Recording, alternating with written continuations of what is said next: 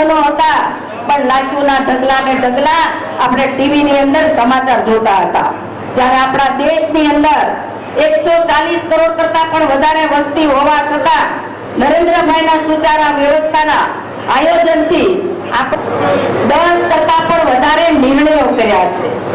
10 વર્ષના શાસનમાં નરેન્દ્રભાઈ મોદી સાહેબે 10 કરતા વધારે દુનિયા જોડે એવા ઐતિહાસિક કામ કર્યા છે. ઠાકર આપણા દ્વારકાધીશ ત્યાં ઓખા અને દ્વારકા બેટનો સુદર્શન સેતુ ભારતના સૌથી લાંબામાં લાંબો સેતુ બન્યો હોય ને તો એ આપણા દ્વારકાધીશને ત્યાં બન્યો છે. અને દ્વારકા બેટ આપણે 10 મિનિટમાં પહોંચી અને દર્શન કરી શકીએ એ પ્રકારનું નેતૃત્વ માનનીય વડાપ્રધાન નરેન્દ્રભાઈ મોદી સાહેબે કર્યું છે. કોરોનાનો સમય હતો, આખી દુનિયા થંભી ગઈ હતી. નાનું બાળક પણ 5 વર્ષનું બહાર નીકળી શકે નહીં એવો સંકટનો સમય હતો.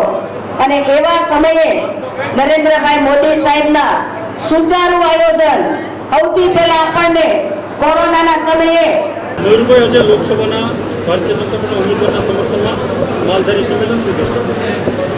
આજે સવારથી 15 બોટાદ ભાવનગર લોકસભાના ઉમેદવારનો પ્રવાસ હતો. આજે બપોર સુધીનો. એમાં સવારે કાનિયાર ખાતે જે અહીંયા જાફરા દાદાનું ખૂબ મહત્ત્વ છે ત્યાં દર્શન કરી અને બોટાદ શહેરની અંદર આજે માલધારી સંમેલન હતું.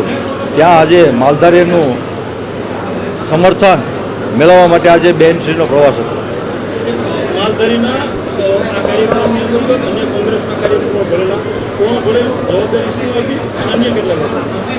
પૂર્વમાં બોટાદ શહેરની અંદર નગરપાલિકાના જે ઉમેદવાર કોંગ્રેસમાં લડેલા હતા, જે ગઈ વખતે કંઈક 30-35 મસ્તી શેલાભાઈ એવા અલગ જે કોંગ્રેસની અંદર વિવિધ હોદ્દાઓ જે નિભાવતા હતા, તે આજે નરેન્દ્રભાઈને સમર્થન કરવા આજે બોટાદ શહેરની અંદર નિમુબેનના કાર્યક્રમની અંદર નરેન્દ્રભાઈને ભારતીય જનતા પાર્ટીના સમર્થનમાં આવ્યા હતા.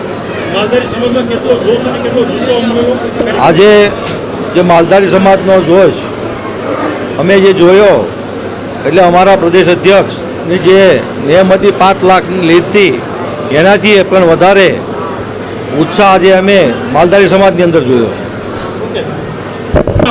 મારું નામ શેલાભાઈ કાવાભાઈ મેર. શેલાભાઈ, આજે કોંગ્રેસ છોડી અને ભારતીય જનતા પાર્ટીનો સાથ કેસરીઓ ધારણ કરેલો મોદી સાહેબનો વિકાસ, રામ મંદિરનું જે નિર્માણ કર્યું એના માનમાં આપણે ભાજપમાં જોડાવી છે. શેલાભાઈ, વર્ષોથી કોંગ્રેસ સાથે કામ કરતા હતા. તે સમયની સ્થિતિ અને હવે ભારતીય જનતા પાર્ટીમાં કામ કરવાથી કેટલો ફાયદો થશે અને તમારા વિસ્તારની અંદર કેવા કામોની અપેક્ષા? ઘણા કામોના વિકાસનો વિસ્તાર હતો. ઘણા વિકાસ થશે એવી ખાતરી અમે આપી છે. તમારી સાથે અન્ય કાર્યકરો પણ જોડાયેલા? જોડાયા છે. એ અંદાજે કેટલા લોકો જોડાયા? 35 થી 40 જણા હતા.